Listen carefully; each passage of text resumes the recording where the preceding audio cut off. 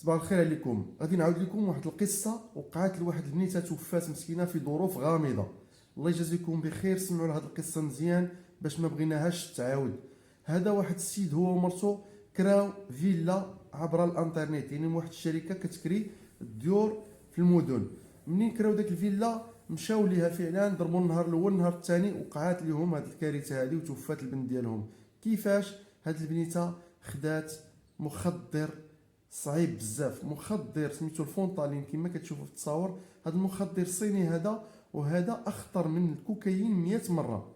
كيفاش بنت صغيره تاخذ مخدرات؟ سيدي، شنو وقع هو ان ديك البنيته كانت كتلعب في وسط الفيلا، واحد ان سيغتان مومون يمكن طاحت ليها شي لعبه ولا هذا، مشات كتقلب عليها.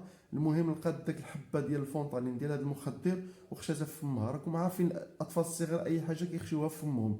المهم الام ديالها منين تقطع الحس ديال بنتها ما بقاش الصوت ديالها، مشات كتقلب عليها لقاتها كشكوشه في فمها وطايحه. داوها لي زيرجونس فيت في خداوها، مي مالوغوزمون لقاوها توفات، ماتت الله يرحمها. ومنين داروا لوطوبسي والتشريح لقاو بان خدات واحد لادوز كبيره ديال هذا المخدر الصيني الصعيب الفونطالين. لهذا الله يجازيكم بخير. دابا حاليا ديك العائله الله يحسن العون عندهم غير ديك البنيته. اون بليس دو سا راهم رفعوا دعوه للشركه اللي كتكري داك الديور، ورفعوا دعوه على الناس ديال الميناج، ورفعوا دعوه على الناس اللي كانوا قبل منهم اللي طاحت منهم هذيك. وشكون من بعد التحقيقات لقاو بان داك الفيلا كان كراوها شي شباب قبل وداروا فيها شي حفله وراكم الحفلات الشباب عارفينهم. اذا طاحت من شي واحد داك الحبه، ما داهاش فيها خلاها تما، جات داك البنيته كلاتها.